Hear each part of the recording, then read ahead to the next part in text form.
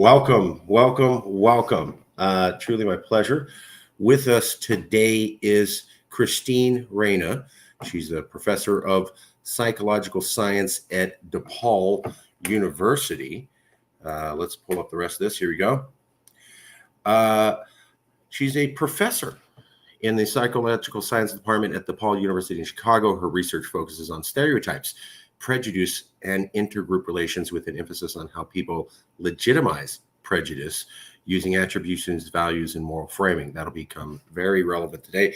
She has examined how these processes impact a variety of political and social issues such as racial discrimination, LGBT attitudes, immigration, poverty, healthcare, police violence, and the rise of white nationalism.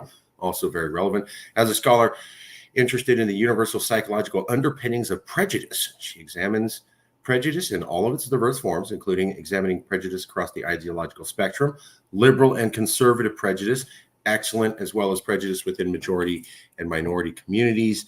In addition to her research, she served as the associate chair of her department for 6 years, where she developed a variety of professional development policies and programs, including one of the nation's first premiered specializations for psychology majors. She is a Latina, loves adventure sports, wandering in the wilderness, Halloween, and Harry Potter. Married, 2 children, never passes up an opportunity to indulge in her own child. That's awesome. PhD in social psychology from the University of California, Los Angeles. Excellent school. Minor in psychometrics. Wow. Social psychology, also UCLA. Psychology, UCLA. Program director, psychological sciences. Professor in psychology, associate chair. Associate professor, research associate, teaching associate, Department of Psychology, UCLA. And here's some of those white papers that she's written. Discrimination across the ideological divide, the role of value violations and abstract values in discrimination by liberals and conservatives, and the ideological conflict hypothesis, intolerance amongst both liberals and conservatives. Also this article I'll ask about. And finally, this is the article where I found the professor. One of the most sophisticated things our brains do is categorize things. If I tell you something's a chair, you instantly know lots of things about it, right? And we categorize human groups too. We categorize people by age, gender, by race, and politics, she said. Did I get anything wrong in the bio before we get started? Is there something I need to correct with? I do have a dual appointment in psychological science and community psychology. Unfortunately, I have not had a chance to upload my newest website, but folks can look at my research at siplabdepaul.com, and that's going to be a little bit more up to date, but pretty much everything is spot on. So thank you. Psychological science and psychology. And community psychology. Oh, okay. Psychological science. We can fix that right now. And community psychology. Community psychology, that sounds fascinating. Definitely. There we go. Professor of psychological science and community psychology. Mm-hmm.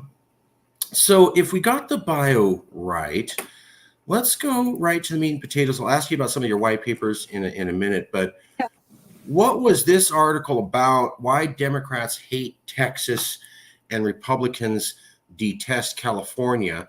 And why were you talking about stereotypes and how in politics it amplifies our divisiveness? Sorry. Definitely.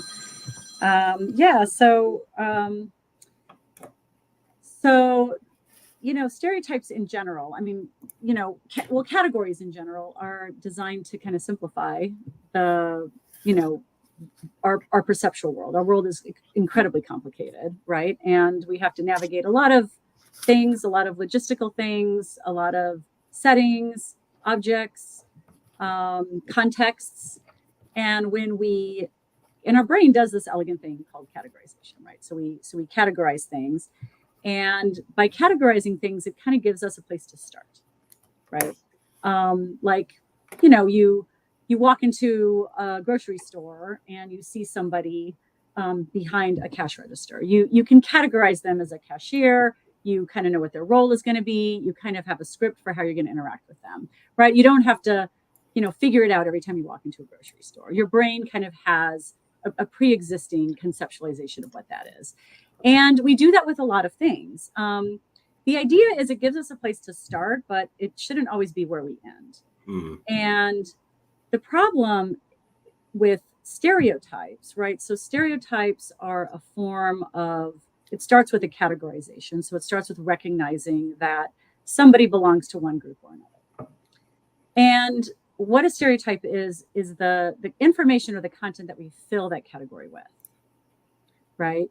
And sometimes that information is going to be based on personal experiences, but in the absence of personal experiences, that information can come from a lot of sources. It can come from the media. It could come from our friends and family, right? It could come from one-off life experiences where we think it's somehow representative of all future experiences we might have. And so stereotypes have this, so they can be very robust when we're not in situations where we constantly update that information and challenge those stereotypes. And so what Congressman Klug was doing in that article and the interview was trying to kind of like capture the prototypical stereotype of the left and the right? So the prototypical stereotype of the Democrat is California, like the liberal Californian, and the prototypical stereotype of the Republican is Texas. And so he was kind of using it a little bit, to kind of showcase how extreme they can be, but then really kind of went into how accurate are they, like how much should we be relying on our stereotypes?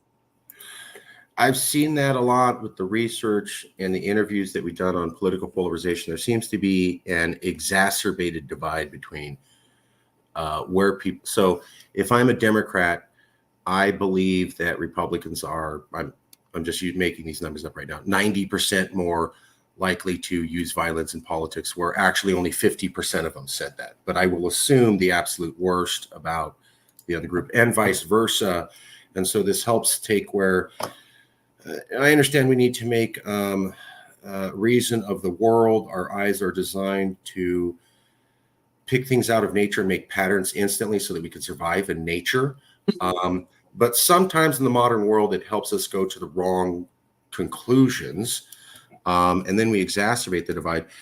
Was it always like this, Professor? And if you could talk as both an academic and as somebody who's living here in America, was it always like this? Were the stereotypes this bad between the two parties where we need to write articles about it? Or is this relatively new, in your opinion? I mean, if you really go back in history, I think, the time around the Civil War makes today look like a play date in the park. I mean, I think we've definitely had moments throughout American history where we see fluctuations in polarization.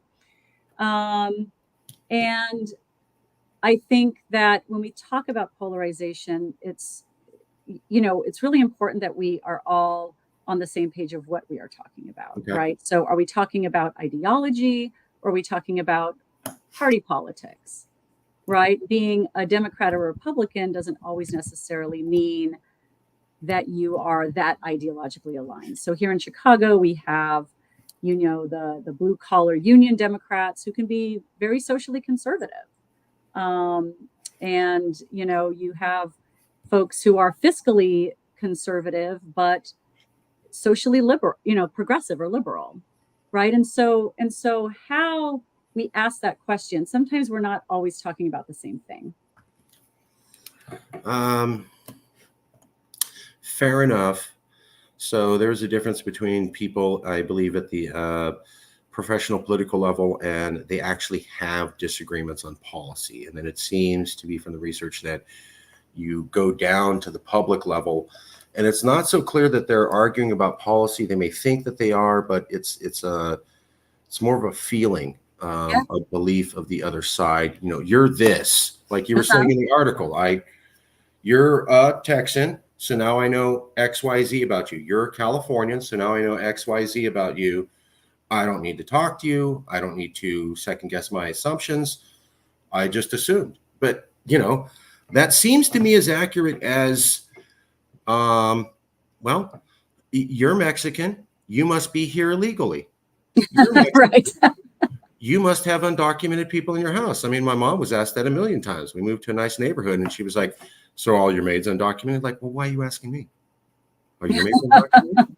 So, yeah. Is it some of that where we have, yes, there is true policy differences, and people can take that too extreme, but with the public, we get to more of like an ideological characterization of the other side. Yeah, I think that that's a really important distinction. And that's the distinction between actual policy and sort of identity politics. Right. This idea of a group identity. And one of the things that I always, kind of stress is that the thing that makes, the behaviors that make us really wonderful members of our own groups, which we call in-groups, the groups that we belong to, a lot of the strategies that make us really great in-group members can make us really bad out-group members, right? So we tend to be loyal to our groups. When we feel our groups are threatened, we tend to coalesce around our groups. We tend to protect each other more. We tend to enhance our sense of group connectedness and identity.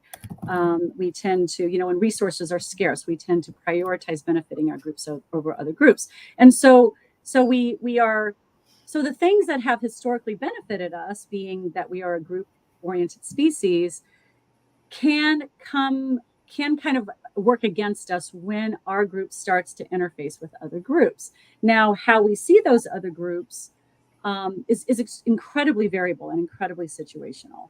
So we also know that as a human species, one of the things that has made us incredibly successful as a species is that we are curious, and we, unlike any other species on Earth, we have spread to every single continent on this planet, and have successfully cooperated with many, many different groups.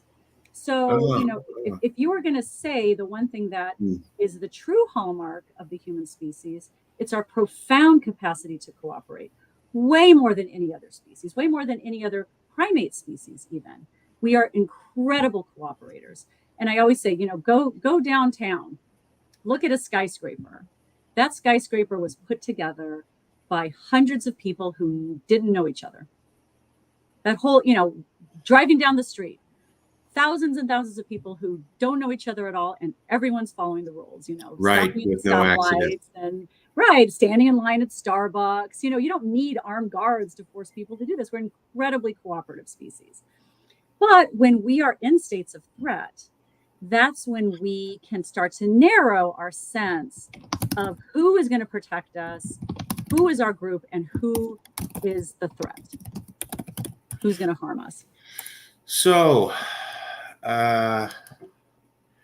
professor of psychological science and community psychology. Mm-hmm. By the way, very proud of you. Very proud of you. I'll just do this really quick. Very proud of you. I love seeing Latin people move up in the academics. It's partly why I kind of moved into it. I don't see a lot of Latin people in the higher economic fields. And when I was a boy, I'm 46, we were told, because you learned Spanish with English, your brain can't develop as well as monolingual people, and you won't be capable of higher academic feats.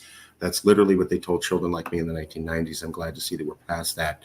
So very happy. And actually, the research goes completely against that. Right? It goes. Yeah. Way more sophisticated.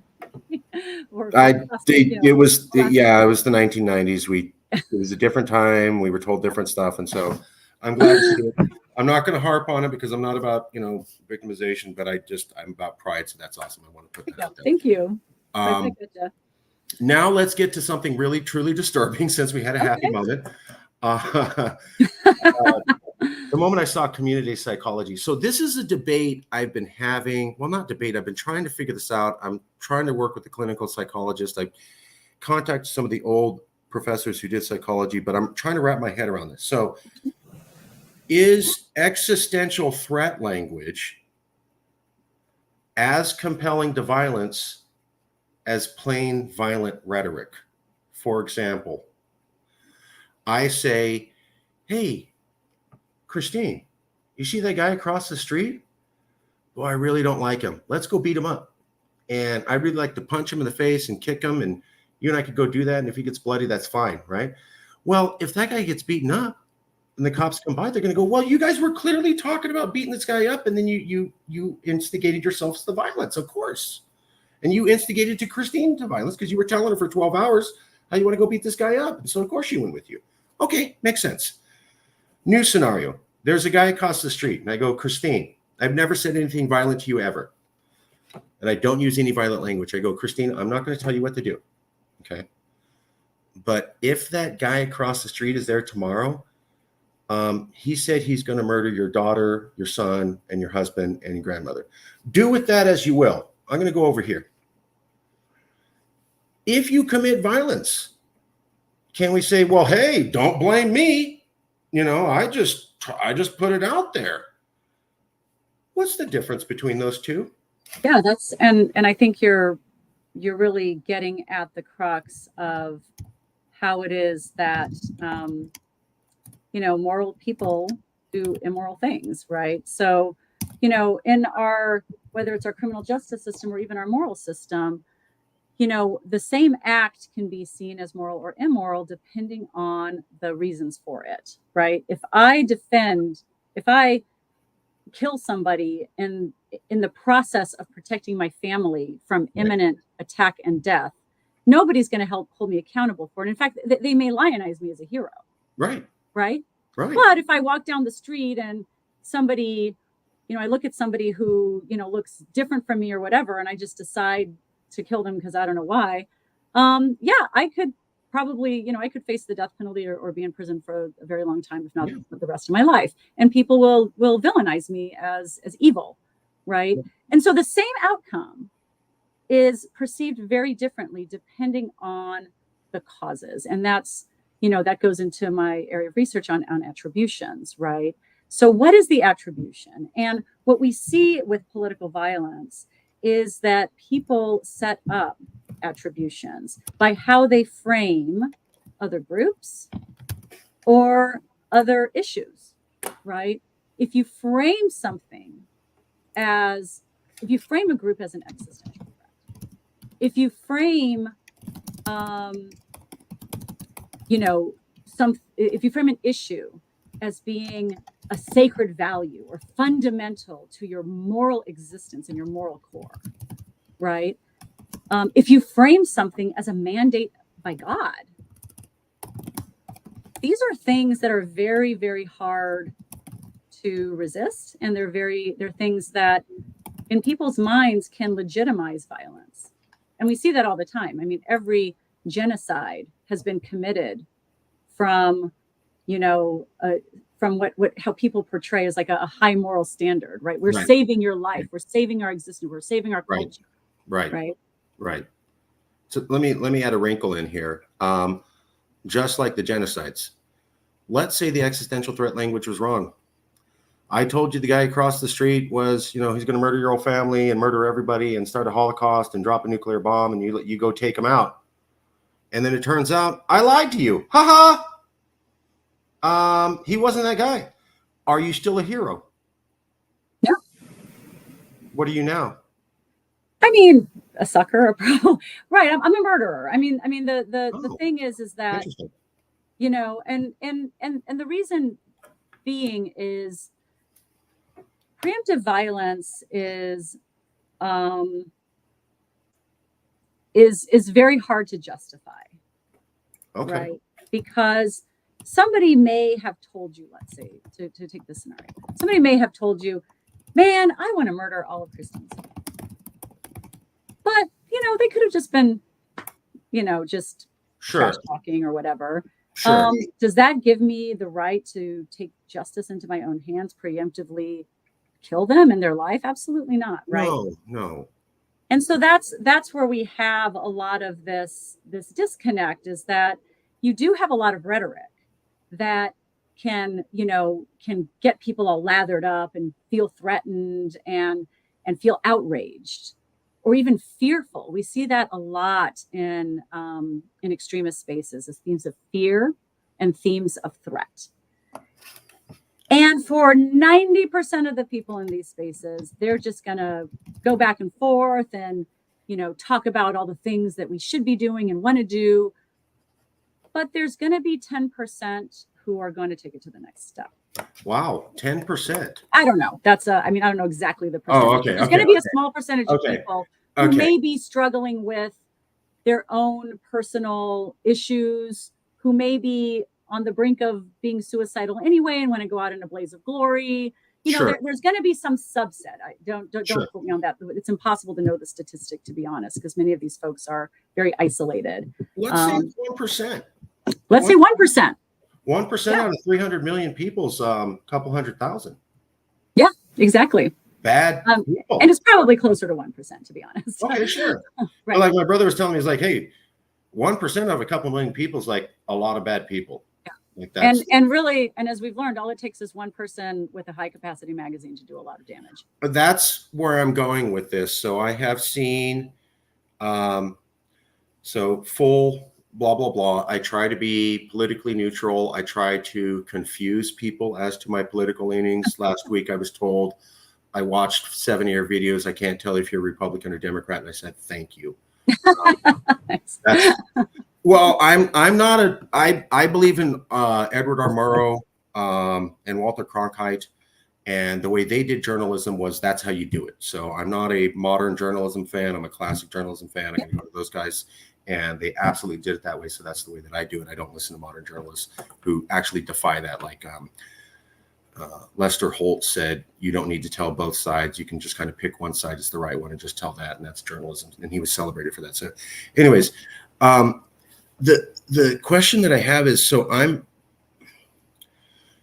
Donald Trump, right? He said, I will pay bail for you to go beat up some guy at my rally. And he said, boy, I'd like to punch someone in the face. And he said a lot of violent things. Completely. I'm not a Trump fan. He absolutely said that.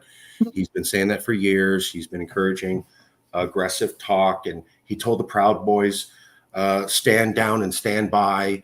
That I remember the day he did that. That terrified the hell out of me. Bad. All bad. And worse, he said that, Democrats are destroying the country. The press is the enemy of the people. You're not going to have a country left if you don't elect me. Right. Or you're not going to have a country left if you don't march down to the Capitol right now. Right. So a lot of that, and on the left as well. Well, so Trump did some existential threat language. We can say, absolutely. Like, if he's going, you're not going to have a country if you don't vote for me, right? That's existential threat language. Is all over if you don't vote. So what I'm seeing, though, is that after the second presidential assassination attempt on Trump's life, I'm seeing a debate play out in public. And what grabs me, Professor Reyna, is that none of the people I see talking have a degree in psychology or sociology at all. They are political scientists, and yet they're making sweeping statements about how the human mind processes information. And I'm seeing this on multiple channels, and I'm going, how did all these people without a psychological background suddenly become psychologists? Right. So expertise that they could go, nope, the human mind works this way, not that way. So what I'm hearing is, I use existential threat language. If Trump's president, gays will be rounded up. They literally said that on MSNBC. If Trump's president, certain Democrats are going to be thrown into jail. If Trump's president, he's going to go after certain reporters and round them up and put them in the jail. If Trump's president, Latin people are going to be rounded up and pushed out of the country. If Trump's president, et cetera, et cetera, et cetera. So then shootings happen. Okay. I'm watching a lot of people on news saying, you can't blame this on us. Any shootings that happen isn't because we said Trump's an existential threat, or that he's Hitler, or that America will end tomorrow, or that he's the last president, or that if you don't vote for him, everything you know about democracy will go into the earth and crash. It's because he uses violent language. So he only can be blamed for inspiring violence because he only uses violent language and existential threat language like, tomorrow, everything you know about America will end, and this will be the last presidency ever, and gays will be rounded up. That doesn't inspire people to violence at all. So there's no reason to talk about anything we've said here. Trump's to blame. He used violent language. Only he can be held to account because only violent language can compel people to violence. Is that true, Professor Reyna? So I think there are two issues here, and I want to give law enforcement time to do their work. Sure. Um, Sure. so the two issues are, the issue of the assassination attempts and the first assassination attempt, the shooter did not appear to be a particularly political person, but interestingly enough, and we can talk about this if you like, he fit the classic profile of a mass shooter. Classic profile. He checked all the boxes of a mass shooter who wanted to go out in a blaze of glory. Sure. The second one is alive. It's going to be interesting to see what this person, what this person's motives were. This person, there seems to be indication that this person may have some delusions. That'll be interesting to see how much the rhetoric played into that. We don't know that yet. So I think it's very easy to try to make things that happen contemporaneously in time, and we have to be very careful about that. Sure. With that said, put that aside. The answer to the question is: does reinforcing that a person is an existential threat over and over and over again, does that increase the likelihood that somebody is going to want to take matters into their own hands? Absolutely. Okay. Thank you. Absolutely. And it doesn't matter where that comes from, because once again, 99% or whatever that actual number is, which we probably will never know, folks are just going to, be outraged and pound their fist and hopefully go vote, people. Don't pull a trigger, go vote. Sure. But you're going to get folks who, for whatever reason, may see this as their opportunity to elevate their life story into a story that they see as a story of heroism. And we see this with extremists. Like, this is such a big theme, whether you're a jihadist or a white nationalist or a neo-Nazi or a Tamil Tiger. So many people who are drawn to extremist ideologies are really folks who are converting a perception of injustice or oppression into something that they see as, that they frame themselves as something noble. Sure. And usually in the context of mitigating an existential threat, either to your race, to your group, to your religion, or mitigating a moral contamination.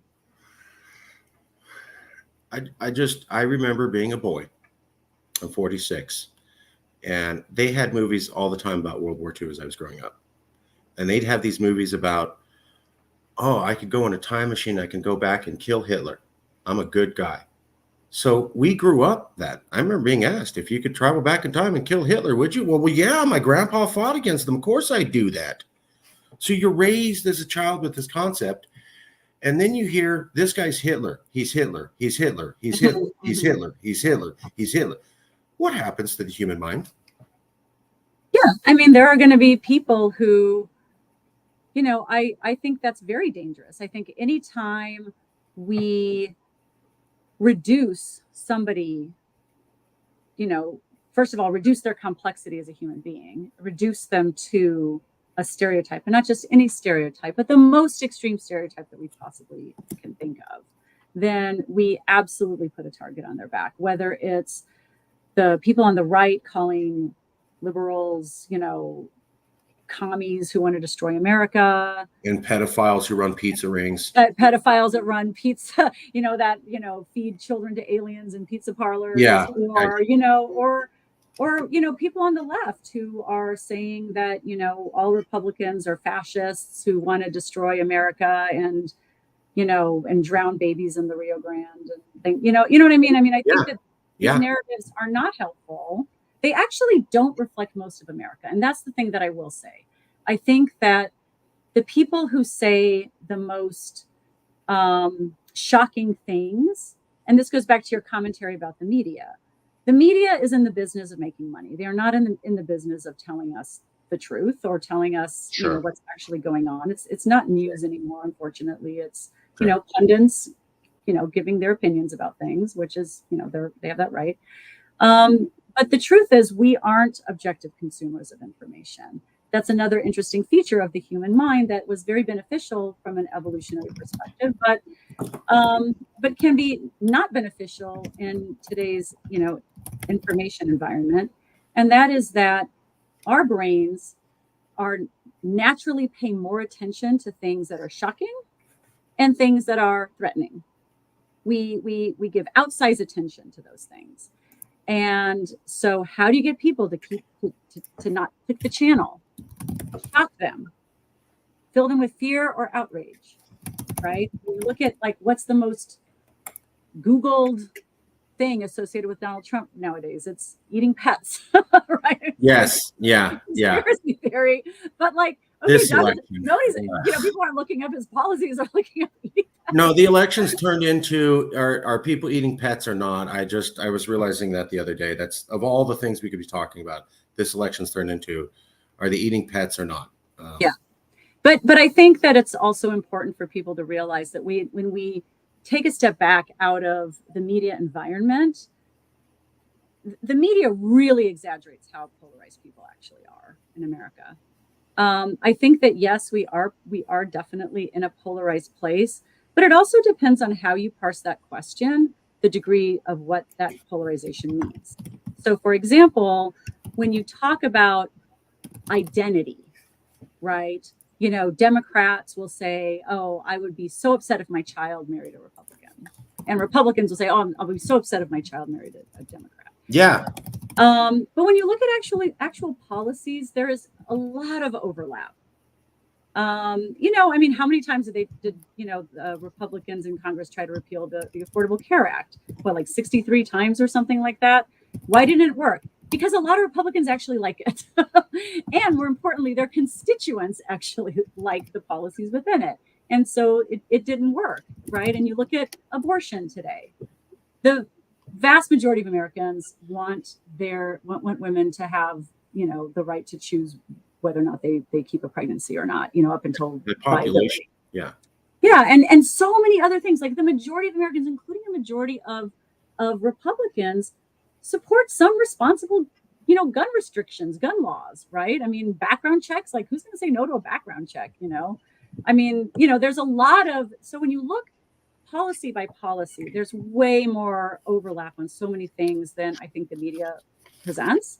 When you look at our values, there's a tremendous amount of overlap, right? And when you look region by region, right, an urban Democrat is very different from a rural Democrat, right? A rural Democrat probably has a lot more in common with a rural Republican than an urban Democrat in many ways. So I think that polarization itself can be stereotyped, if you know what I mean. Fair enough. And just to back that up, so the University of Virginia Sabato Crystal Ball Center did a survey about 2 or 3 years ago where they found that 80% of Democrats viewed the other side as an existential threat and 80% of Republicans. But that doesn't mean they are an existential threat. It just means people felt that way. At the same time, half the country felt that the 2020 election was stolen. Half the country felt that wasn't true. Half the country based on what? Based upon a large percentage of the Republican Party who was controlled by Trump. So there was a battle between the Republicans, I would call them the old school Republicans, or they're the ones that kind of work with the Democrats, versus the Trump Republicans. And basically this has been going back and forth for the last 2 years, but it looks like largely Trump has won. That's my opinion, simply because they keep trying to kick him out. And yet he's the nominee in 2016, 2020, and 2024. So say what you will, they keep coming back to this guy, and he's bested Jeb Bush and all these other people. And if you're in the party, you can't be going around saying, well, Trump lost the election in 2020, and it was so wrong for him to act like he didn't, and that Joe Biden was unelected, and to get us all whooped into that. I know a lot of conservatives, they're not saying that. Secondly, January 6th, one of the things that scared the hell out of me was not the actual January 6th event. It was the Republican Party led by Kevin McCarthy walking back condemnation of January 6th, which was then backed by all the party.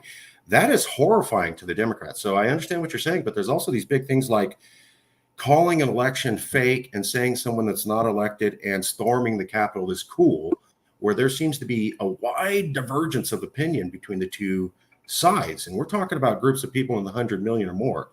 Maybe there's more Democrats than Republicans, but for me, you get over 100 million people, it's not stable. No, absolutely. And I think that's, and the reason I ask, based on who, is because, you know, the largest and fastest growing, party identity is independent, right? And so Sure. you're really only talking about, when you talk about people who really embrace the Republican identity or embrace the Democrat identity, you're really talking about, roughly a third of the Sure. country in either group. And then when you look at, if you're looking at registered voters, now you're talking about even a smaller percentage. Sure. So I think that I think it is very important for us to ask: are we talking about liberals versus conservatives? Where do independents or moderates fall into this? What is the population of interest, and is that really reflecting the ideological diversity across America? Yeah. I totally agree. However, couple statistics. Only 1/3 of the Americans actually were involved in the Revolutionary War. A lot of them stayed out. That still launched the entire country into a series of warfare. Additionally, when we look at IRA, the Irish Republican Army, and ISIS, they were only 2% of the Irish and Iraq societies that they came from. Obviously, a lot of people are not going to buy into this, but when a small 1 to 2% sides, I mean, ISIS did a number on that place, and Ireland was engaged in war for what? The period of the Troubles was 20 years. Again, we're talking about you get a couple 100,000 people together, that's an army. So yeah, I mean, a very small percentage of people can do a lot of damage. I mean, that's all I'm saying. Extremism and terrorism, all of that is the capacity for a small number of people to do a lot of damage. Are we going to get better as a country? Will we calm down? I remember Joe Biden in 2020 saying, if I'm elected, quotes, there will be a national calming. Republicans will realize that they were wrong to back Trump, and they will come to me, and then we will have a unified party and everything will be okay. That totally spectacularly failed. Yeah. Who's going to do the national calming here in America? And how soon till that happens, Professor? Yeah, that's a really great question. I do think that we have to really start to think about what are the factors that are driving so much identity politics in our political system.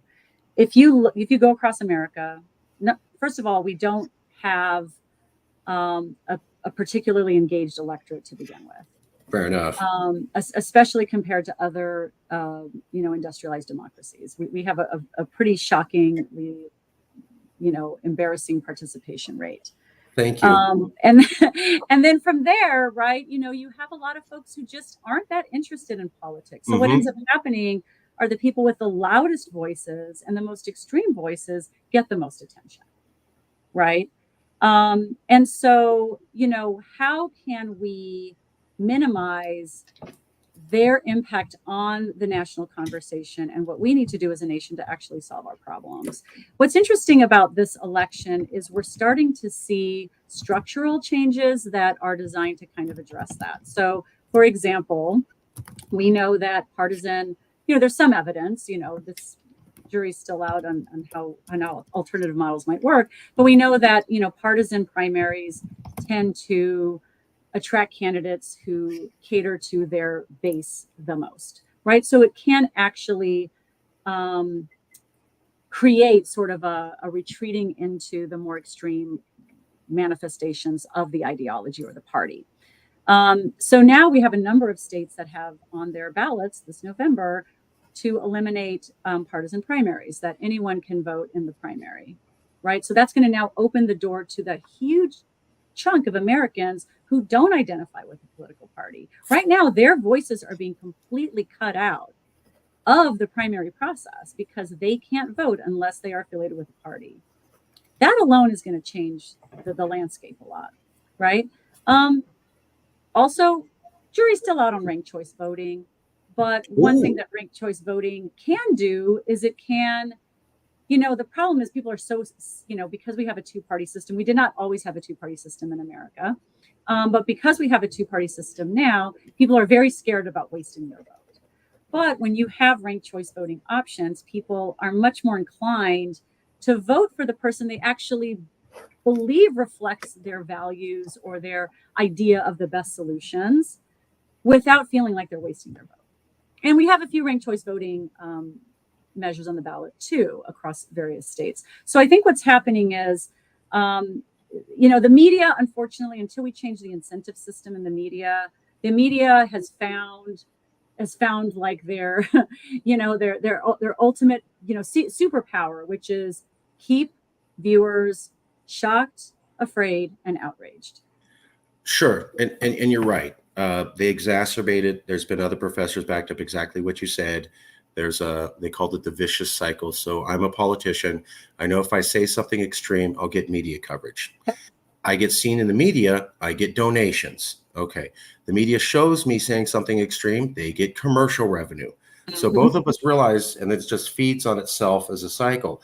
While that's true, the fact is that while the media was saying this, we got up to 80% of the Democrats and Republicans in a survey said the other guy's an existential threat. The kind of language we used for ISIS. Yeah, exactly. Because that's the narrative they're hearing over and over again. So it's, even if they're not 100% buying it and it's not true, we can see where the media lying can exacerbate tension, perhaps. Would that be fair? Absolutely. No, absolutely. And I think, that the media has a capacity to create a sense of reality for people.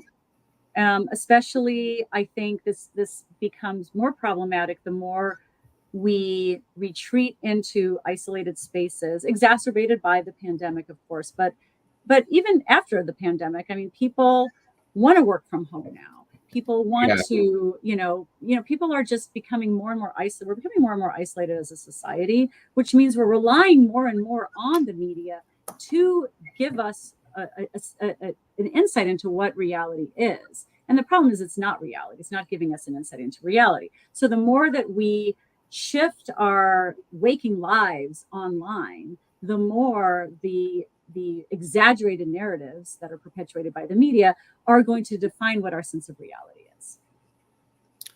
I think I'm getting an impression of this, but I'd just like to ask clearly. Let's say they change the primary elections. And let's say they change the funding mechanism for politicians and they make it government funding and you can't get in. And let's say they do 4 or 5 other reforms. And we're still just as polarized. What then? I don't, well, the good news is I don't know if that would happen necessarily. Fair enough. And the only reason I say this is because despite these, yes, if you my guess is these are people measuring, surveying Democrats and Republicans, and they're completely leaving out the independents, right? So if you're leaving out at minimum a third of the country from this conversation about polarization, then we're not getting the full picture, right? And so when you look at, still to this day, I mean, I look at election surveys and things like that, the majority of Americans are still moderate. They're still not super polarized in terms of their political activities, in terms of their political attitudes. And so the narrative of polarization absolutely does exist. We are seeing less cooperation across party lines in Congress. We're seeing, an exaggeration of stereotypes. We're seeing a less willingness on both the left and the right, by the way, to engage and interact with people that they think are ideological rivals. But when you look at day-to-day reality, people interact with their ideological rivals all the time without incident. Most people are moderate. Most people get along with their neighbors. Most people want the same things in life. And so I have faith that when we allow those voices to emerge, that we're gonna see something different. Fair enough. And who knows the future? Absolutely. My concern is that I've been able to interview a fair amount of professors. Yeah. And for every solution to political polarization, there seems to be a reason to believe that it won't work. I'm not trying to be a pessimist, but many professors have said there is no such thing as independence. There are people who don't want to get in arguments and claim that they're Republican or Democrat, but this is people who study the field. I'm not saying what the truth is. It's just what I've heard. So they're not actually independents. They're Republicans or Democrats. They will ideologically fall into place. They just don't want to be seen as that. I've also heard about ranked choice voting that was tried, I believe, in Alaska. It did not result in more independence. It resulted in second-tier candidates trying to take down the first-tier candidates and give votes to the other party. Finally, we looked at primaries, I believe, in Louisiana, Alaska, and then there was another place where they did rid of Nebraska. They got rid of primaries. It did not get the results that they wanted. Now, maybe things will be different at the national scale, but there are some professors who said, for every solution you have, I have a caveat on how it may not work. So, sure.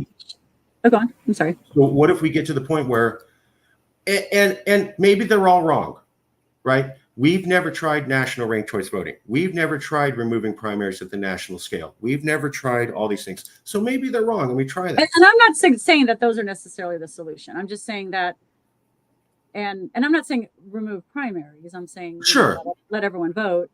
Sure. And I think the jury is absolutely still out on ranked choice voting. What I'm saying is that we do need to start thinking about how to include more voices in our political process earlier on in the process. Now, if the country, if you take a step back from party politics, and we are also trapped in a two-party system at present. Right.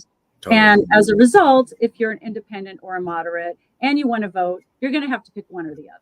So it does look at the end of that chain as though all moderates and independents actually are a Democrat or a Republican, because they don't have a lot of choices other than not vote, right? So in the end of the day, they're going to behave like a Democrat or a Republican, even if they don't necessarily want to. What I do know is that the majority of Americans are reasonable. That I do know. I do know that there's a reason that, extremes are called extremes. It's because they're not numerically common.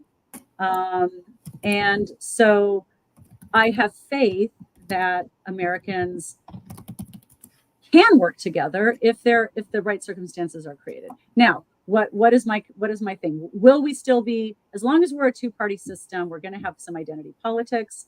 We're going to have election cycles where people are going to take out their playbook of the best tricks to get voters, motivated, right? You have to mobilize your voters. How are you going to mobilize your voters? Well, we've already discovered that getting them very emotionally aroused and agitated is going to mobilize them. So I don't think that's going to go away anytime soon, unfortunately.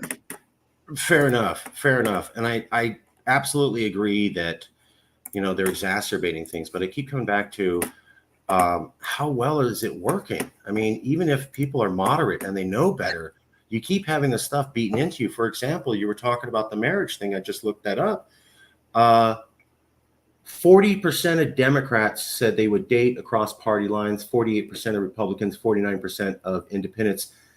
That is less than half of each group saying they would date outside of their party. Not good, right? Well, it's certainly not good for encouraging, diversity of ideas and looking at other points of view. That's for sure. But we're talking about how the media is extreme, but the public's not. Over half the public's saying, I hate the other side so much I won't date them. Because I looked at these statistics. It wasn't like this in the 90s. It was like around 12%. So we're actually seeing the public shift. Yeah. Um, Well, and I think that, we're starting to attach more of our sense of our worldviews and our sense of values to our political parties. I think more so than we have although this has been going on for a long time.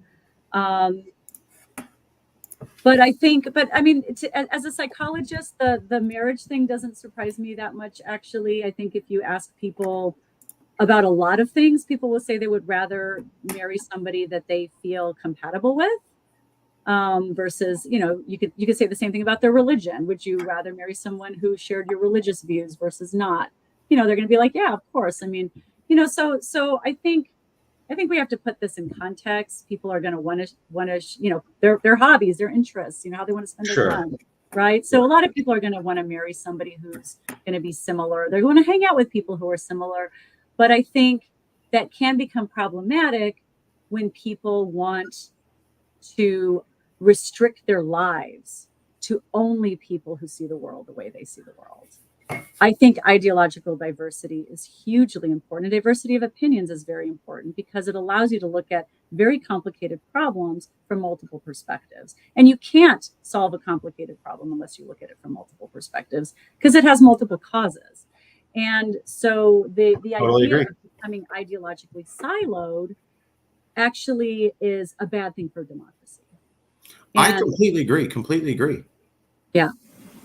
And I think that, as a professor, I mean, this is one thing that I really try to encourage in my classes, to encourage people to go outside of their ideological comfort zones and to start thinking about problems from other groups' perspectives and other people's perspectives.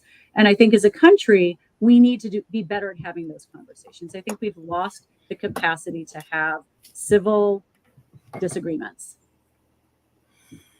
So when Donald Trump says, I'm willing to sit down with AOC, and AOC says, ooh, disgusting, I'll never be seen near that guy, that's not helpful for us having discussions as a country. Is that fair? That's not helpful. Okay. I hear you. I'm just concerned that this marriage thing, because I looked at the numbers and they were like in the 1990s, it was like 12-20%. Now we're up to over half. Yeah. I mean, that tells me, but you also, when you look at in the 1990s, there was also a lot more political cooperation. So if you Right. look at how much Congress and the Senate voted across party lines and did bipartisan types of deals, it was, I mean, the blue and the red were very overlapping. Yeah. And so back then, it was very easy to conceptualize the parties as having very similar points of view. They worked more together. They shared a lot of the same values, and solutions. And now you're seeing the parties becoming more and more and more polarized. But I think when you get down to the details, I mean, look at the presidential campaign right now.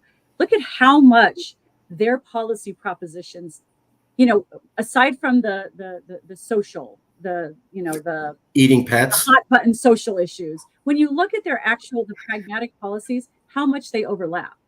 Oh, Right? yeah. We're not going to tax, tips. We want to encourage, no one's going to abolish Obamacare. They've abandoned that. Right. Right. Right. Fracking's still going to happen. Right. Right. Right. Yeah. You need some kind of response. I don't know, maybe some background checks, whatever, and, okay, we're a lot of backpedaling on the abortion thing. Like, when you look at the actual nuts and bolts of the policies, we're really not as far apart as the media makes it out to be. I've heard that they'll pick a few hot nut button issues like abortion at election time, so they have something to go, see, we're different from the other party, because they don't want people to see that there's this uniparty with overlap. I'm only going to mention, I'm not going to dive into it. When you look at the Gaza Strip Israeli situation, Kamala and Trump have the exact same policy. That's all I'm going to say. We'll move on from there. I mean, if you look at Obama's Afghanistan policy, it looks almost identical to George W. Bush's. Oh, yeah. Yes, it was. And I saw during the election for Obama's re-election, they had some admiral some 4-star admiral come out and go, basically, there's no difference between Obama and Bush's policy. You never see that, but it was right at election time. So Obama got this admiral to come out and say, no, it's the same thing. What I'm worried about, I also want to back you up. Most of the Democratic world, that's first world, has ranked choice voting, multi-party systems. People get to have votes and everybody gets represented. America is an outlier. Almost none of the rest of the modern world that's a modern democracy does that. Yep. Additionally, when we set up democracies in Iraq and Afghanistan, we set it up on the multi-party system, not on the American system. So nobody follows our model. And even when we invade a country and set up a democracy, we don't even set up our own model. We've done that twice. So no, it does. It's ridiculous. The Japanese call it the American winner takes all style democracy, and they view it as asinine by definition. They just view it as mad. Winner takes all politics exacerbate polarization. Right? Yeah. That's what the Japanese say. They go, you guys must just love fighting with each other because your whole system. Yeah. I mean, that is, I mean, if you really want to ask what one of the solutions is to reduce polarization is have more options. I agree, because the way they put it is you wouldn't tell somebody, oh, you just lost. Yeah. Your people are in Congress. They get some power. They're going to have to work it out versus, no, you lost. It's our turn one. Ha, ha, ha. Deal with it for 4 years. And somehow it's a mandate. Right. Yeah. Yeah. First of all, like so many Americans don't even vote and you only got a certain percentage, but somehow it's a mandate. I mean, that's the problem. And with multi-party systems, it forces collaboration. Right. You do have to form coalitions. You do have to. I mean, not all the coalitions are necessarily like, ideologically diverse. Let's be clear about that. But it does create a different dynamic in politics. The winner take all 2-party system is ripe for polarization. And it makes it easy to become reductionist in our views of demonizing the other party. Of using stereotypes, of feeling very desperate that, if you don't win, you're going to lose everything. Like those are the only 2 options, right? And that's not healthy. That's not healthy for a democracy. No, it seems like it's almost like you're fighting a literal war instead of taking a survey, which is what it was supposed to be designed when you go back to the ancient Greeks. Okay, last 2 questions. How bad is it now? We heard you talking about the Civil War. Hey, it's not Civil War bad. Is it 1960s bad? Is it Civil War bad? And before you answer, I'd like to point out the parable of bleeding Kansas. Mm-hmm. So when I talk to a lot of historians, they go, well, not as bad as the Civil War. Okay. Tell me about bleeding Kansas. And they go, oh, yeah, that was a little period before.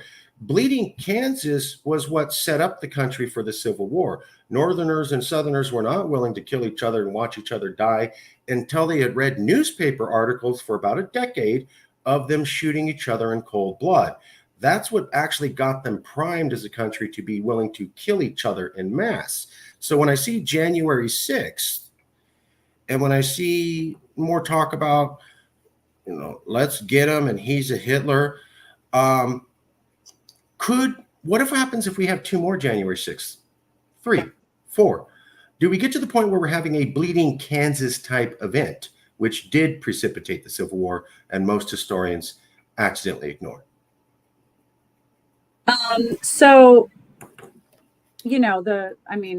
We can have a whole other conversation about this. Good answer. Very judicious.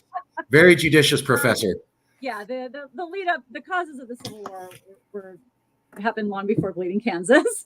But I will say I am very concerned about the trends of democracy in America as well as globally. We are seeing this, there has been a decline in democracy and threats to democratic institutions across the democratic world. We are seeing shifts towards more authoritarian leaders in some places. And, I'm just looking at, Italy's newest Yeah. Prime Minister and other places in Europe, right? So we're seeing this shift that's happening. And even here in America, there's a lot of people have, very low confidence in our democratic institutions, right? I mean, the Supreme Court, the all-time lows for the Supreme Court, a lot of distrust in our electoral system, even though it's been historically, fairly secure. You always get, bad actors here and there. But for the most part, when you get millions and millions of people, things are going to happen at some point. And you get people who are, and one of the things that I'm exploring really is how, and this is been going on for a long time, is that when people are in states of threat, especially existential threat, they're willing to compromise their civil liberties for security. And if you can convince people that they are in a constant state of existential threat, then they're willing to constantly consider those trade-offs, right? And we saw that after 9/11. People were willing to give up their privacy. People were willing to, allow for unprecedented levels of surveillance, except maybe back in the McCarthy era. And that level of surveillance has hardly budged, right? It's become the new normal. And so as we can continue, once again, that the media is going to create our sense of reality, as Americans continue to think that America is in a state of existential threat, or they themselves are in a state of existential threat, or, America is a disaster and it's falling apart, or whatever the narrative is, they're going to give up some things for the promise of security. And that's what scares me the most. I think it was Benjamin Franklin who said, "A people who are willing to give up their freedom for security deserve neither," was the quote. And they get neither. And that's yeah. Look at the history of autocracies. You're not going to get the security you want. Some people pointed out the autocracy, oligarchy aspects here. You had, I think, what was it, Mitch McConnell freezing out in front of a microphone last year, but he was still boss. Dianne Feinstein here in California gave over power of attorney to her daughter, but stayed as a voting senator. So that tells you everything. And not an eye was batted. Totally normal. Yeah. I'm a big fan of term limits. I'll just throw that out there.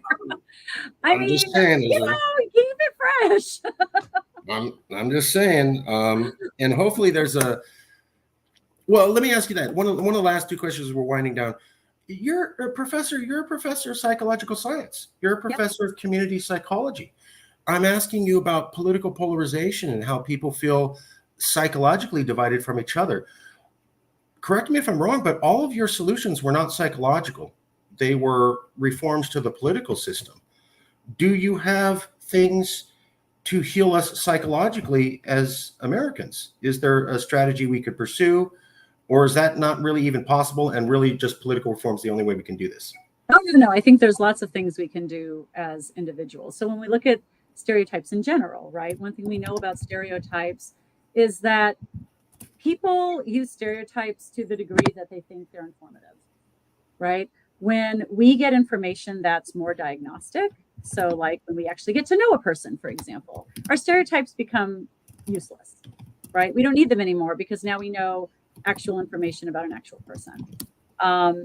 And I think that we need to do more of that, where we have conversations, where we have the opportunity to get to know people who are different from us in ways that are meaningful, so that we can move past our stereotypes.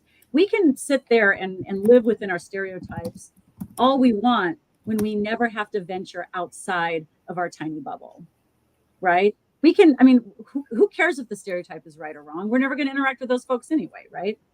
Brilliant. But when we challenge ourselves to realize that, our neighbor may not agree with us on everything, or the person down the street, or read across the ideological spectrum. I always read liberal media and conservative media, right? To look at different points of view.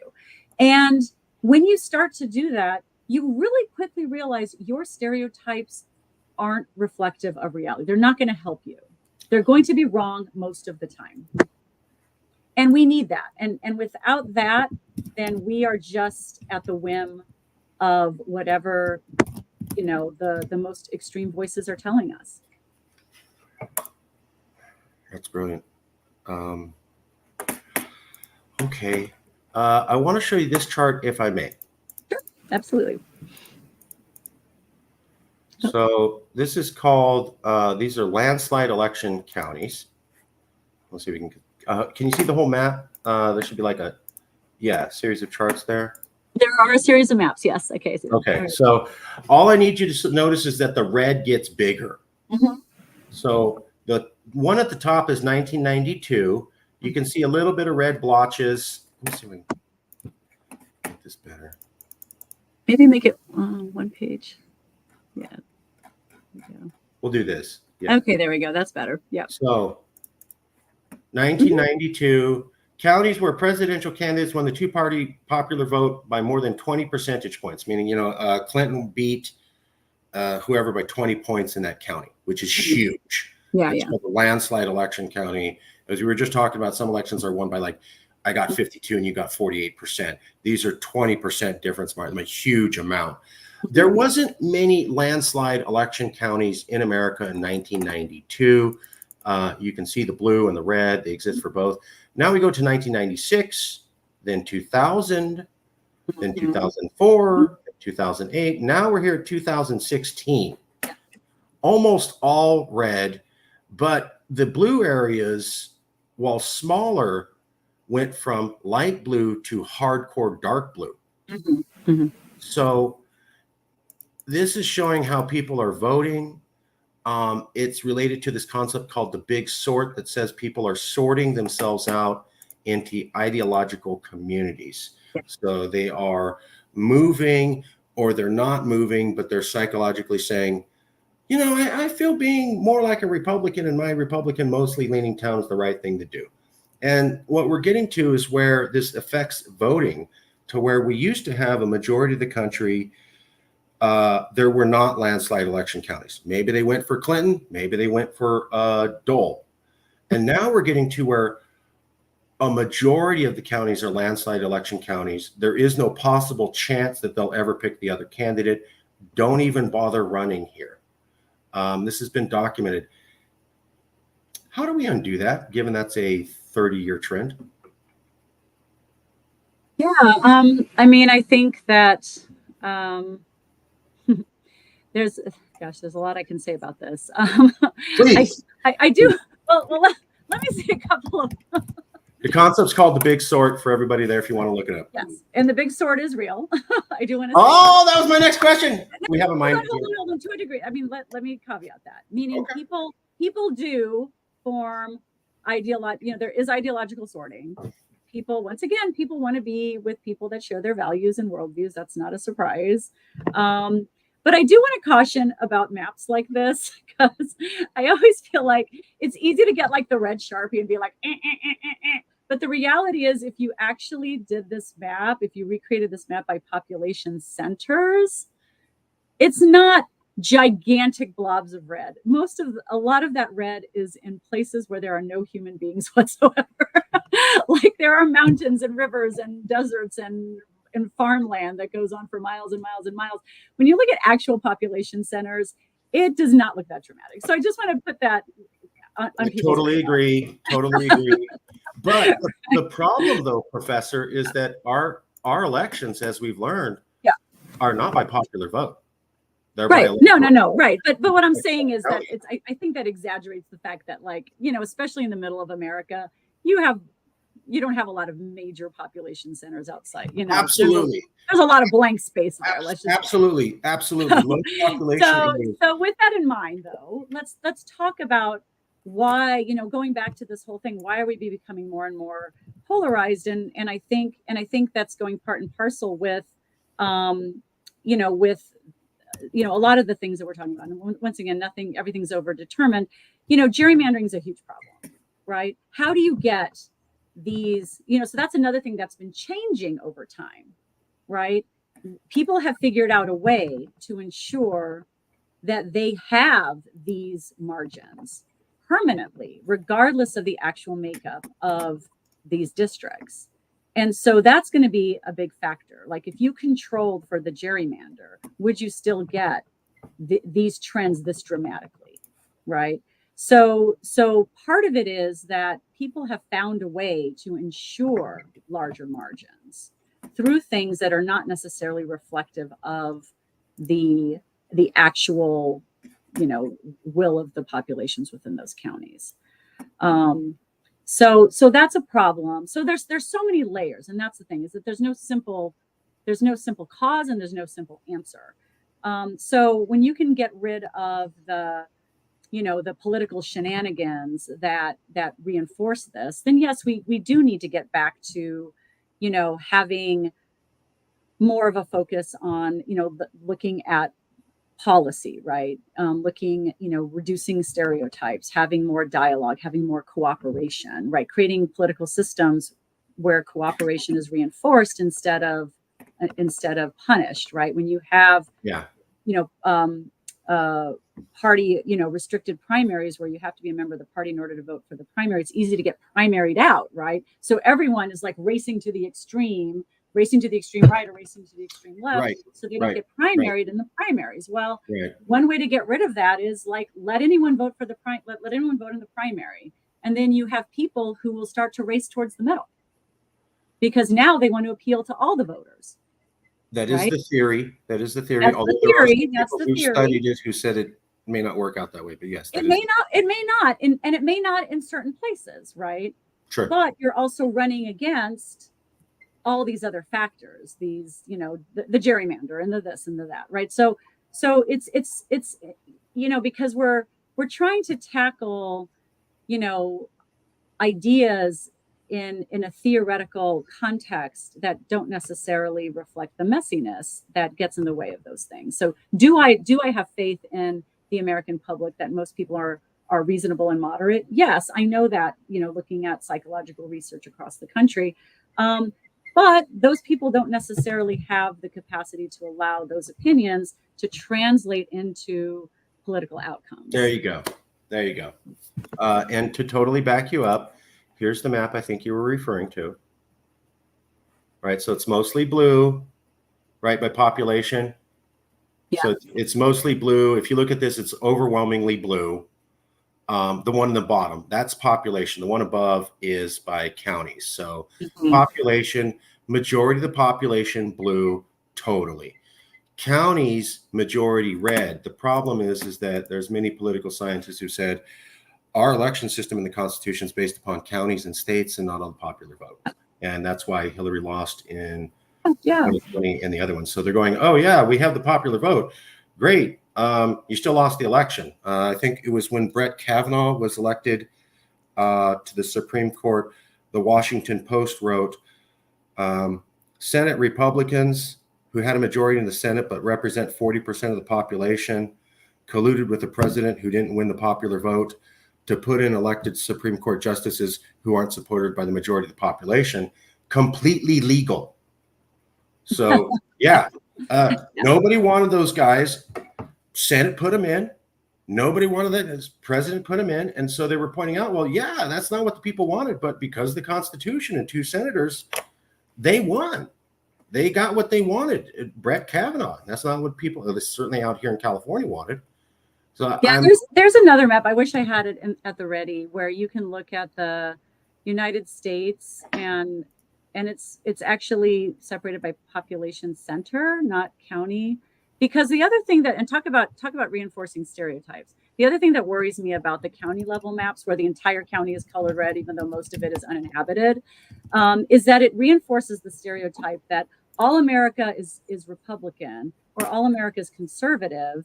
And these crazy liberals are like the tiny minority that's trying to drive the narrative or drive everyone else's outcomes.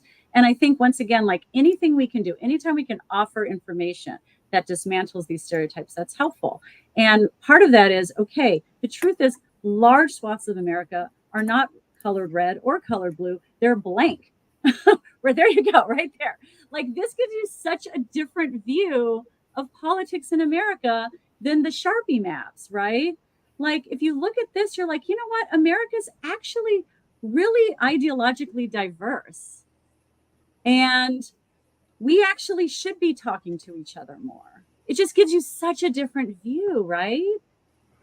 Well, I see certainly the large blue population centers, and it's the majority of the population. However, I think if you zoomed in on that map, you would find New York City surrounded by all conservatives. You can zoom in. Absolutely. And what I'm saying is, like, yeah, I mean, I'm in Illinois. Are you kidding me? Like, Chicago is like this big Exactly. So yeah. So and you get lots of, but what I'm saying is this idea, and I call it the Sharpie map, because it's like all of that blank space gets colored in red. No, the blank space is uninhabited. It's not, there aren't a lot of people there. So it exaggerates this idea of like what the ideologies are of Americans. And when you look at this map by population center, absolutely you're going to have more red in the less densely populated areas and more blue in the more densely populated areas, but you're also going to have a lot of just nothing. And when you look at this, it looks like Americans that are liberal and conservative, or is this Democrat or Republican, are a lot more 50-50. They're a lot more balanced. And that's the reality. And if we can start from here and say, hey, look, there's actually a good amount of people who are Republican, a good amount of people who are Democrat, and there's actually they overlap a lot in these regions. So let's try to find a path forward. I mean, this entire country for a very long time has been a two-party system, and we have moved forward through Democrats, and we've moved forward through Republicans, and we've moved forward through a lot of cooperation. So let's start with this map, and I think we can have better conversations when we look at this map, because it doesn't reinforce the stereotypes as much. Does that make sense? It does, but I have to push back a little bit. Yes, you're absolutely right. Population-wise, this is the more accurate map. Yeah. Huge population centers of blue with little bits of red around them. Unfortunately, when it comes to big sections of red too. I mean, let's not ignore that, right? Sure. Big sections of red. But I think that this reflects more of the fact that it's not, that Democrats and Republicans are probably a lot more balanced. I mean, and we know that from national polling that, we have roughly about a third of people identify as Democrats and about a third identify as Republicans. Yeah. So they're roughly equal proportions. Yeah. And that's what we see in this map. We don't see that in the Sharpie map. Absolutely. I'm just pointing out, this is the way that elections are held. They're by county, they're by state. Yeah. And we've had presidents multiple times become president when they did not win the popular vote. Mm-hmm. And we just had Supreme Court justices nominated when they did not have a majority of the population backing them, but they had a majority of the Senate backing them. So you're right as far as people goes, but as far as vote goes, these are not absent districts. They affect election. Yeah, right. And I think that when we talk about the district, like if people understood, this is a district. This is not a giant square filled with lots of people who have the same ideology, right? Sure. And I think that so it's what wins votes versus what reinforces stereotypes. And so when it comes to votes, there are going to be places. We are an incredibly culturally diverse country. There are, we have the history of America is a history of, waves of immigration from places all over the world for all kinds of reasons that have created very different cultures in different regions in America. Like the upper Midwest is a very, very different culture than the South or than the West Coast, right? So we have all these different cultures that have different ideologies. And I think that that's not necessarily a bad thing. I think that makes America a very diverse and very interesting place. And yes, we do win elections by counties, but it doesn't mean the entire state of North Dakota is red. Oh, true. But if we do a deep dive, so if you go from here's Georgia and here's to Illinois, okay, so lots of blue, lots of red overlapping at this scale. But if we zoom in, there's very distinct blue and red splotches. So there is on the left, that is Atlanta. very blue, surrounded by very dark red around the whole thing. And then the entire southern portion, there's a band going through the center. When we look at Illinois, you have Chicago there in the top right corner, and then dark red for most of the state. And I just wanted to point out that, yes, when you look at this map, they overlap. But when you zoom in, you see very strong political segregations. So once again, I think that, right, like this is a great example of a Sharpie map, right? So yes, this is broken down by county, and when you look at it color-wise, because we are very visual people, and I think that if the average person looked at this map, the impression they would walk away from is, oh my gosh, Illinois is all of these conservative Republicans are in Illinois, and you have this tiny pocket of liberals driving all the policy. But the reality is, most of that, the red sections of those maps, are really, really small population centers. And yes, they happen to be, small counties with small populations, so you color the entire county red. But when you look at the actual population of Illinois, like the huge majority of people are clustered in that upper right-hand corner. Yeah. And you have little tiny dots scattered throughout, except as you get towards, Kansas City and that area down at the bottom, right? So you have these really, so when you look at this tells a very different story. This doesn't tell the story of a tiny group of people forcing their ideological will on this, this silent majority. No, the majority is the blue blob up in the upper right-hand corner. All these other spaces are tiny little population centers. Right. And I think they just tell different stories, and it's important that we tell those stories because we don't want to be part of the problem of perpetuating the stereotypes. No, so the one on the right is a population map, or what we would call true democracy. And then the one on the left is a county vote map and what we would call the modern American democratic system. Yes. Right. And they're both accurate stories, right? The county map is going to be like, look, this is how people are voting at the county level. Great. That doesn't mean that is lots and lots of silent people. Right. They're very, very small population centers that are just little drops in the bucket because everyone happens to want to live near Chicago, and I don't blame them because Chicago's fabulous. I heard the pizza's good. So. Pizza's great. So you're right. You're right. And thank you. This helps me understand, and I do the series for the audience to understand. Both of these maps are correct for the public, but they tell wildly different stories, and they give you different perspectives. One is population, and one is by county. And if you look at the county map and you go, well, that's a representation of the people's will, that's not accurate. The one on the right is the representation of the people's will. It clearly shows you the majority is the blue. Unfortunately, as we've seen, baked in the Constitution when it comes to the Supreme Court, the Senate, and the presidency, many scholars have pointed out there's something called the tyranny of the minority, and that the county election process can have people who did not win the popular vote get into seats of power, like Donald Trump, like George W. Bush, and like Brett Kavanaugh and Amy Coney Barrett. Well, I have a prediction. Let's hear it. You heard it here first. You heard it here first. Hold on. Prediction. Heard it here first. As demographics continue to change in America, the Electoral College is no longer going to be friendly to Republicans, and they're going to be the ones pushing to end it. Fair enough. Fair. Oh, I just got what you said. That no one's saying that. There you go. Oh, exclusive. You got the exclusive scoop. Oh my God. Hold on. Let me write that out. So as demographics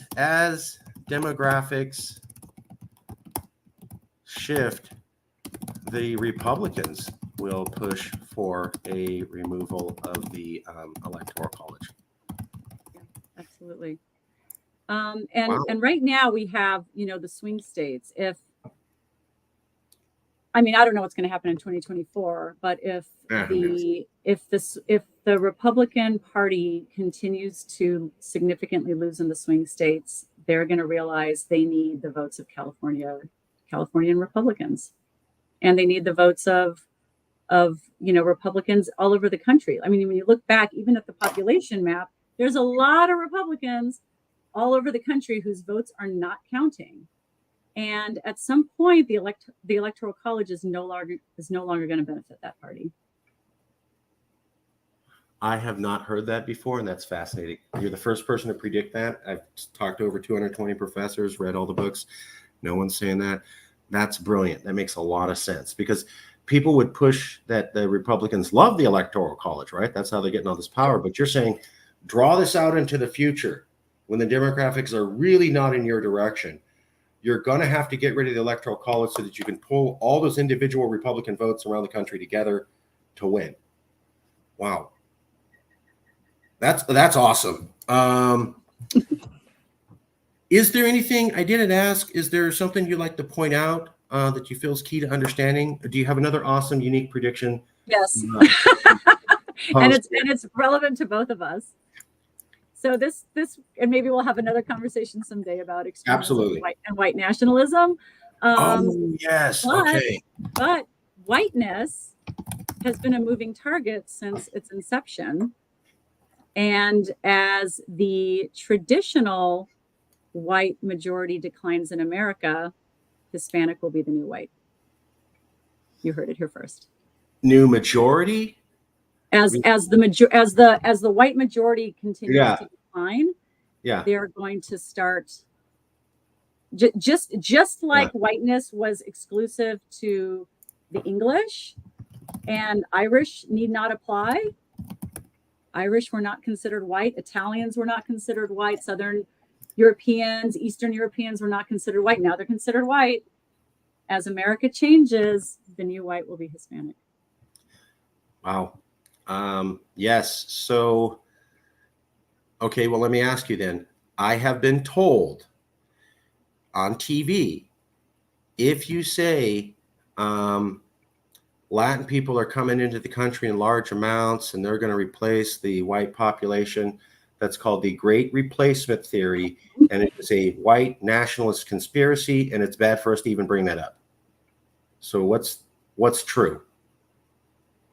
The conspiracy is not true. I mean, there is no intentional cabal to replace white people. Like, that's just completely ridiculous. Now, are there demographic changes?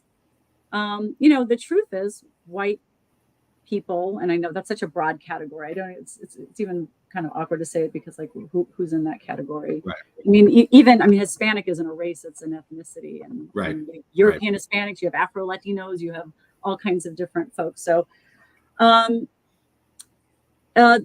reality is that native born white Americans are not having children at a replacement rate. They're not. That's not the cause of a conspiracy. That's not the cause of Latin Americans coming across the border. That's the cause of people choosing not to have children. And this is something that's happening in wealthy industrialized nations across the globe, right? And this is kind of the curse of the wealthy industrialized nation, is birth rates decline. And it's happening all over. We're probably middle of the pack in terms of that demographic cliff. Other countries are facing that cliff sooner than we are.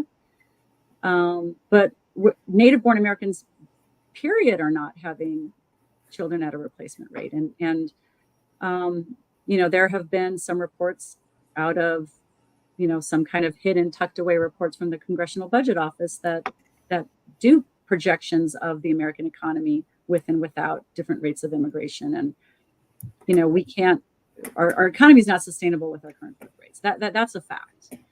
Thank you. Yeah, I had this debate with people in the 90s. Yeah, right. And so, I mean, every country that's facing the demographic cliff, they need immigration to survive, right? Of course, you can debate about, like, what type of immigration and what are the rules and all of these things. So the Great Replacement conspiracy theory is this notion that the demographic decline and the need or uptick in immigration is part of some larger cabal to wipe out white people. Okay, so demographics changing, okay to say. Secret cabal changing demographics, bad. Bad, exactly. Okay, there you go. because I just heard, if you say the Great Replacement Theory, you're a racist. I'm like, I think that a little bit of this is happening. Is that, what are we talking about here? So, okay, thank you for clearing that up. Yeah. The white population is shrinking because people like to have 2 kids or less as they come into money. Immigrants typically are poorer. They come here to get a job and rise up, but when you're not making as much money, they'll have more kids. So that's just demographic. I think that's an oversimplification a little bit. I think that it takes a lot of money to immigrate to the United States. You do have diaspora that are war refugees, folks who are fleeing conflict or disease or political instability. But a lot of folks that are coming from a faraway place had means once. When you talk to a lot of immigrants, a lot of the refugee population, because there was a huge refugee population in Chicago, as you know, that, a lot of those folks that were like, yeah, back home, I was a lawyer. Oh, like in Venezuela? I was a business owner, right? Yeah. I mean, how do you get the money to pay for that journey? Yeah. Right? Yeah. That's up to so you 10 to have a lot 13,000 here. Yeah, I worked with a lot of the immigrant children, and you're right, they can't read in English, but boy, can they read in Spanish. Don't even get me started on the difference in education systems. Right. We won't even talk about multilingualities. So in America, we still have this opinion everybody needs to speak English, and it somehow makes us all smart. And then we turn around and spend billions of dollars to teach people a foreign language so that we can actually compete on the global stage. It's completely backwards. Well, and they've already proven that most of the modern world speaks multiple languages. Oh my gosh! Yes. That's how you get smart, is knowing. And here we're like, "What? You know more than English? What's wrong with you? Like, something wrong?" Oh man, I just want those people to travel abroad. I feel so embarrassed sometimes. I'm like, we only speak one language. I'm just saying, I remember I went to Amsterdam and they were like, yeah, the average Amsterdam person speaks 4 to 6 languages. It's key to our economy. It's what allows us to do all this international trade. And I'm like, oh, we reject that idea in America. We're like, you need to speak American. Right? That's our, and when we go to invade Iraq and Afghanistan, we're like, well, you guess you all need to start speaking American. I saw something where it's some joke on TikTok and saw, oh, did you have oil? I might need to come up there and open up a can of democracy on your ass. No. So anyways, we don't. Yeah. So it is shrinking. I have heard the U.S. Census say that while there are more non-white babies born now, it won't be till the year 2042 or 2044 where there's a majority of non-whites voting. So the other thing that I think people need to keep in mind with this demographic shift is that for the foreseeable future, even though white Americans will no longer be over 50% of the population by around 2050, they will still be overwhelmingly the largest singular racial group. And I think for when you listen to folks who are kind of pushing the Great Replacement Theory and sort of like the sounding the alarm about these demographic shifts, there's this erroneous assumption that all non-white people are somehow banding together in some anti-white coalition. And it's like, well, okay, then you don't understand groups, because all of these other groups don't necessarily get along either, and we're all trying to figure it out. And but America will still be largely white. There'll just be lots of other groups that, when you add them all up together, are more than 50%. Fair enough. And just for the, oops. I was trying to get a picture. This is what I'm talking about. So just so that everybody's on the same page, was that famous rally in Charlottesville where you had the tiki torches and a bunch of Caucasian people, and they seemed very upset. And they kept saying, you will not replace us. You will not replace us. Oh, Jews will not replace us. And I'm like, Jews will not replace us too. I was confused as a Latino. I said, why aren't you pointing that at Latin people? I didn't know what they were saying yet. I didn't know the whole, I just saw this. And I'm like, Jews are going to replace. There's not even enough Jews to do this. You guys should be complaining about Latin people. And I found out, well, they are. They're just they're blaming Jews for the Latin. I'm like, oh, right. Okay, you know, the Jewish space lasers are part of the Great Replacement theory. So Jewish people are controlling Latin people's immigration here, because Latin people haven't been trying to come here for the last 100 years on their own. all on their own. we needed a secret Jewish cabal to convince us to move up here, because that's not a thought that hasn't occurred to Latin people in all 20 to 30 different countries over the last century. Yeah. And you know what gets all the attention? The crazy conspiracy theories.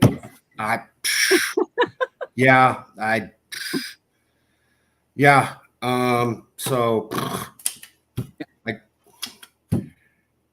I wonder what happens between now and then. I hope it gets better. I had also seen some data that when you looked at the country of Fiji and a couple other countries, there was this theory that when you go through a demographic shift, the actual propensity of violence increases. So when you have, like, let's say Fiji, 50% ethnic Fijians, 50% Indian nationals who immigrated there over the last 200 years, kind of peace. When it starts to look like the Indian nationals are shrinking to 40% and the ethnic Fijians are moving to 60%, and you're moving from 50 to 40, 60, boom, lots of violence, because now we can be dominant. Before we couldn't. Now we have the opportunity to be dominant. Let's take it. And so there were some people who theorized that when you have this kind of equilibrium, it's fine. But when you start to see these shift and the people in power are losing power, much like the Sunni of Iraq, right? Yeah. They get even more vicious. So we looked at Iraq, we looked at Fiji. There is, who knows the future, but there is at least some theory out there that when you do these demographic shifts and the people in power are realizing we're not going to have the majority, we're going to be the minority, they lash out to retain power. Thoughts, feelings? Yeah, that's a really important point, that, you know, underlying almost all major intergroup conflicts are issues of status and power. And I think that that's really important. What's interesting about the demographic shift, if you look at cities that are very, very diverse, small changes in demographics don't really upset people very much. But when you look at places that are very homogenous, even tiny bumps of demographic change, even a small number of, you know, Latinos or Black people moving into those like all white communities, that seems like a radical change, right? So if you're very diverse, like a few more of this group versus that group doesn't move the needle for you. You're just like, yeah, that's just who we are. And so it's that perception of radical change that can terrify people, right? And in any direction, whether it's, you know, gentrification, you know, white people moving into ethnic neighborhoods and, you know, buying up houses and businesses, or, you know, Black and brown people moving into white neighborhoods and buying up houses and businesses. When the perception of the ratio changes, that's when I think people might notice it more and may start to develop attributions about it. With that said, the majority of Americans, actually, if you look at national polling, think diversity is a positive thing. Right. By population. Yes. But by population, the majority think diversity is positive. Right. The majority think that that immigration is a net positive. Right. And, you know, and I think that one thing that makes America different from Fiji is that we are a country historically of immigrants. True. And we also have pure, you know, birthright citizenship. So anyone can have a genuine American identity. And I think that's a positive. That's one of the positive stories about America is, you know, Germany has very, very, you know, like other countries, for example, and Japan is probably the most, you know, the starkest example of this, where the definitions of what it means to be Japanese is very much tied to blood and heritage and genetics. Yeah. Same with countries like, you know, some of the European countries like Germany, et cetera. We don't have that in America. Right. In America, you need to believe in America. And that's what makes American. And so Right. I think that America is positioned, even though we're going through a lot of these growing pains right now. I think the thing that has historically pulled us through all of these growing pains, all of these radical changes that our country has gone through, is that anyone can be an American, right? True. And True. all you need to do, you could be born here, regardless of your family's heritage, and you need to believe in what America is and identify as an American. And that's going to enable America to weather a lot of changes. And if Uh, we can focus more on that shared identity, going back to how to reduce stereotypes, we can focus more on that shared identity, then we see people a lot more, you know, a lot more willing, I think, to sit down at the table together. I totally agree. But phrases like "let's shut down the border and see how it goes," which has never been attempted in American history and seems to be quite popular these days, scare me and seem to be the opposite of good things. I will point out, if anybody wants to, you were talking about how if you have a small community and you drop some Latino people in there, people freak out. If you have a community that's already got land people, and if you put a few more in, they don't mind. So, documentary Farmingville. I recommend everybody watch it. Farmingville was about how they put 300 Mexicans in a small town in New York called Farmingville, and the town lost their mind, lost it, went crazy because 300 Mexicans. Now, I'm here in Fresno.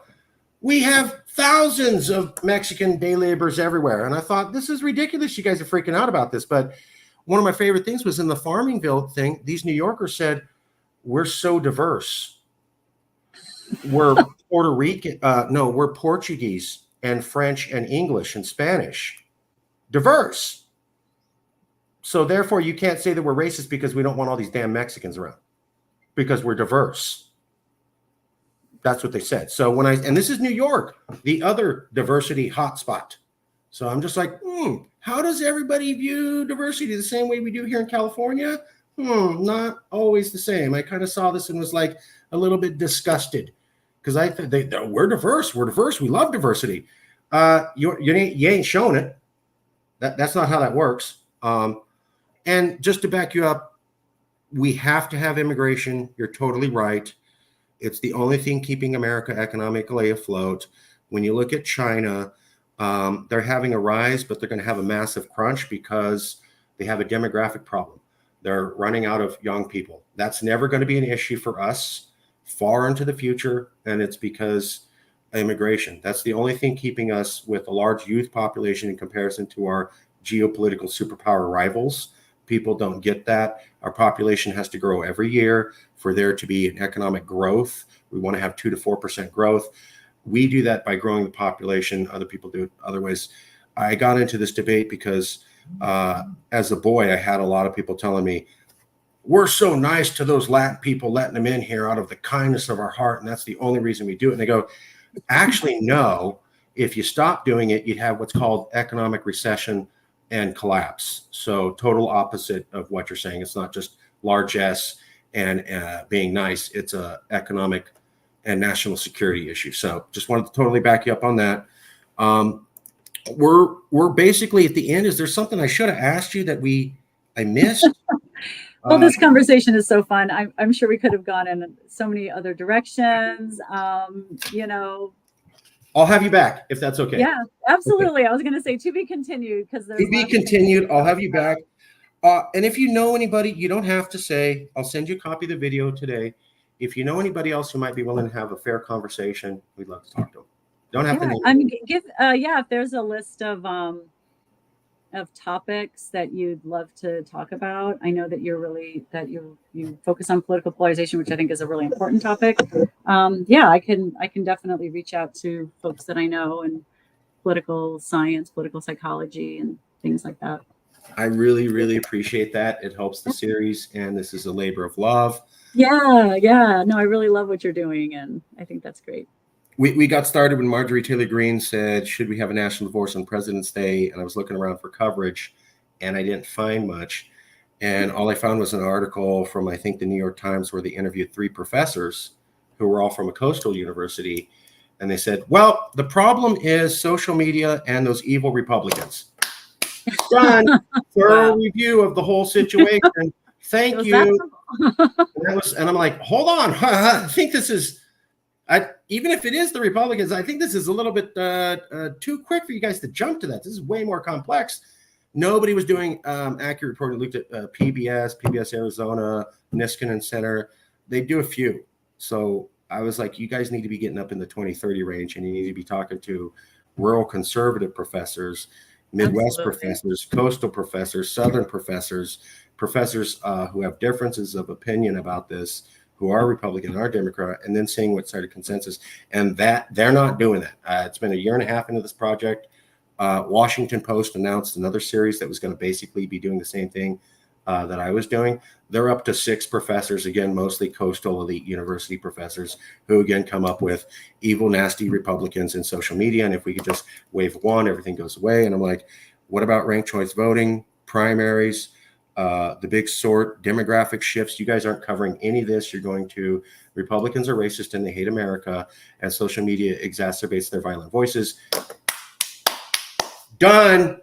Thorough understanding, completely understood. I'm like, that is sophomoric by definition. Well, complicated issues have multiple causes and complicated solutions, and beware of anyone who tries to reduce it to simple terms. It's not going to get us very far, unfortunately.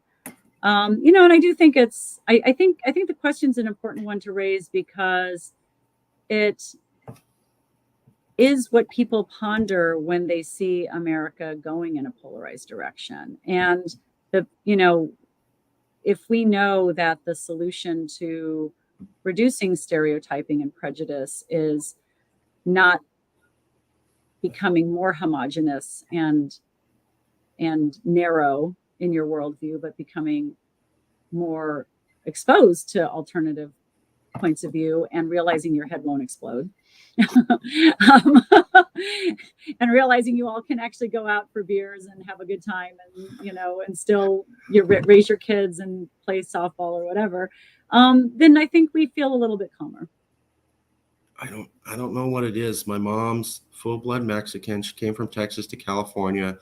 My dad's Caucasian, but he spoke fluent Spanish, because in Texas, my mom doesn't, because the Tejanos discourage you to speak Spanish as part of the culture. I'm not going to get into that. But in California, we're like, everybody should speak Spanish. So I was born there, and I didn't get it, but my mom forced me to go to sushi when I was a boy, and forced me to go eat Indian food, and she forced me to go meet gay people, and she forced me to go do all these things. And I'm like, what's wrong with you? I didn't get it till I was older. She was desensitizing me to being weirded out by different people and different things. And now me and my brother are experts on all the ethnic cuisine in Fresno County. I can tell you every type of ethnic cuisine. What's the best restaurant you go? So your mom was brilliant. And just getting that she was doing what you were talking about. Yeah. She was desensitizing me and my brother early on, so that when we met other people and they were different, we didn't go, oh, weird. We go, oh, fascinating. Yeah. And also letting you know that your way of seeing the world is not the only way of seeing the world. Yes. And that's so vital. Human beings, we're so eclectic and interesting, and like that should be, we can channel that, when we can embrace that. Like think of our potential, right? And to be afraid of it, you're just hiding from humanity. Like you can't escape it. I mean, identical twins who are genetic clones aren't even the same. Right. You can't escape diversity. So right. Find joy in it.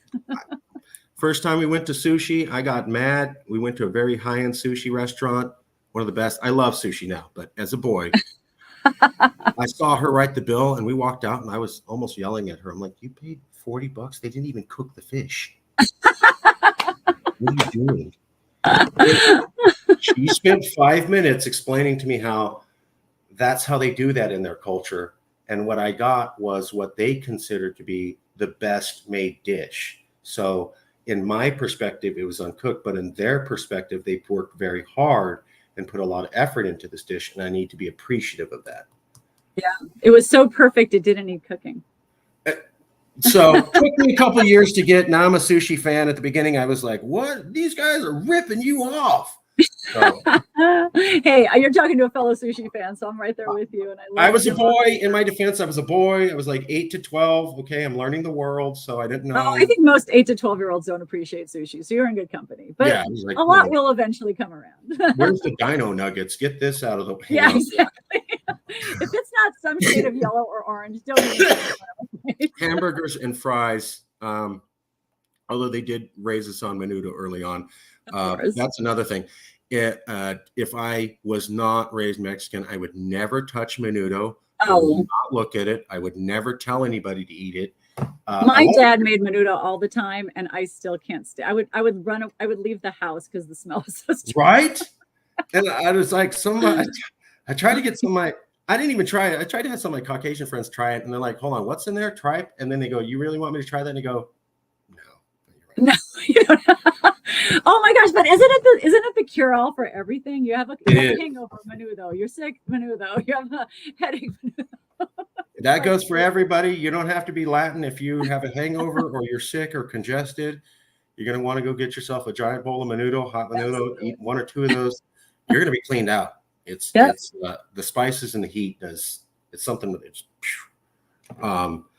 Okay, final thought. This is the question I always ask everybody. You're not you. You're not me. You're a third-party person watching this interview, and they go, wow, I learned a lot. I didn't know that prediction that Republicans will put for college. I didn't know how we healed about stereotypes. I didn't know about existential threats. Brilliant. But I'm struggling to remember everything that was covered by this brilliant professor. But while I'm struggling, there's this one thing that she said, and it's 5 days after I've watched that video. And while I struggle to remember everything else, I can't get that one thing she said out of my head. And I have to keep thinking about it. What is that one thing you want somebody watching this to not be able to stop thinking about? Actually, and this comes from an aspirational place and a hopeful place. I hope that the one thing people don't stop thinking about is the realization that despite our seeming polarization, that when you walk down the street, look at day-to-day society, we are remarkably cooperative. And that will be our salvation. Totally agree. I've had some younger people as they get older go, are people good or bad? And I go, people are mostly good. Because if they were mostly bad, society would collapse. I mean, there's so much trust. And, when you go buy gas and you give them $5 and you expect them to run the pump. And I'm like, think about all the trust that goes through every single interaction. It wouldn't work if we were mostly bad. We'd be Hobbesian Lord of the Flies mess. So obviously, most people are good. Most people want to play by the rules and get their thing. And obviously, there's that 1% who can, I don't want to play by the rules, or I have my own idea and I don't care who gets hurt. And unfortunately, sometimes they can be very damaging while they don't represent the majority. Totally agree. Okay, we'll leave it there. I'm going to send you a copy of the show if you have any recommendations for any other guests, and I will definitely have you back, Professor. Oh, wonderful. So nice spending this time with you. And happy Halloween. Thank you. You too. That's my favorite season. All right, we'll leave it there, and I'll see you all later. All right, bye-bye.